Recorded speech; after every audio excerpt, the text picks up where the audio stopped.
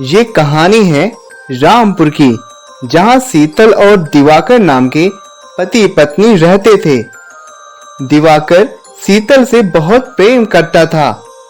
दिवाकर बहुत ही सज्जन और नेक दिल का व्यक्ति था।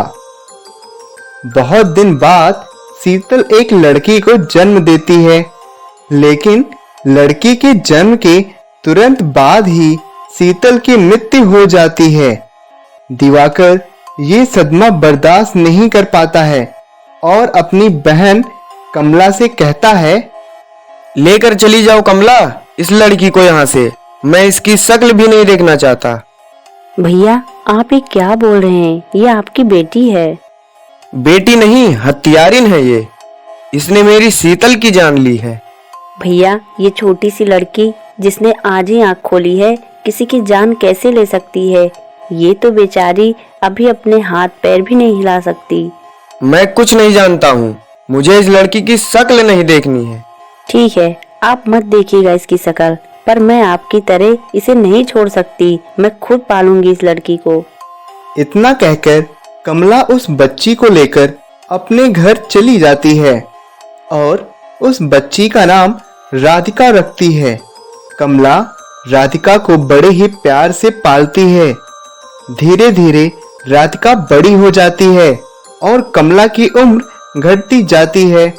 एक दिन कमला को बहुत तेज बुखार चढ़ जाता है, तो राधिका कमला के पास जाती है और रोने लगती है।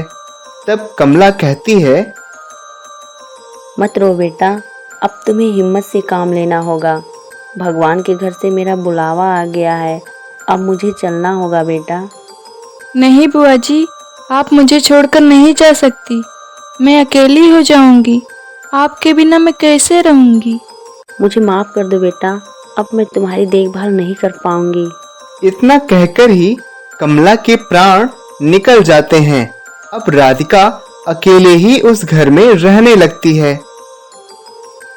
एक दिन राधिका के घर के पास एक व्यक्ति रो रहा था। उसके रोने की आवाज सुनकर राधिका घर से बाहर निकली और उस व्यक्ति से पूछती है, क्या हुआ अंकल, आप क्यों रो रहे हैं? बेटा मैं 2 दिन से भूखा हूँ, मुझे कुछ खाने के लिए दे दो, फिर खाना खाकर मैं तुम्हें सब कुछ बता दूंगा। ठीक है अंकल, आप चलिए, मैं आपको खाना देती हूँ। राधिका के पास जो भी थोड़ा बहुत खाना था वह सब उस व्यक्ति को दे देती है। वह व्यक्ति खाना खा लेता है, तब कहता है, बेटा मेरी पहली पत्नी मर गई थी तो मैंने दूसरी शादी की थी, लेकिन मुझे शराब पीने की आदत लग गई थी।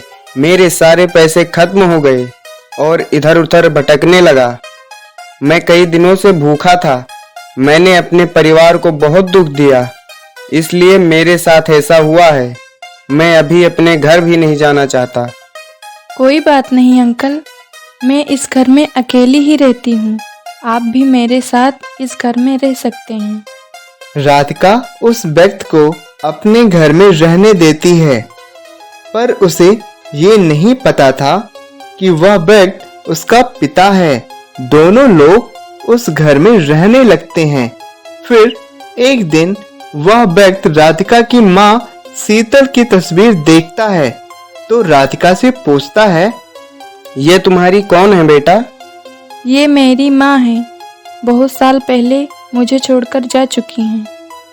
दिवाकर मन में कहता है, ये तो मेरी ही बेटी है, जिसकी मैं बहुत पहले शक्ल नहीं देखना चाहता था। उसी लड़की ने मेरी जान बचाई और मुझे अपने घर में रहने दिया। दिवाकर को अपनी गलती पर बहुत पछतावा होता है और अपनी गलती पर बहुत शर्मिंदा होता है। वह राधिका के पास जाकर माफी मांगता है। राधिका उसे माफ कर देती है। फिर दिवाकर राधिका को लेकर अपने घर जाता है, जहां राधिका को माँ, पापा और भाई का प्यार मिलता है। पूरा परिवार खुशी खुशी रहने लगता है।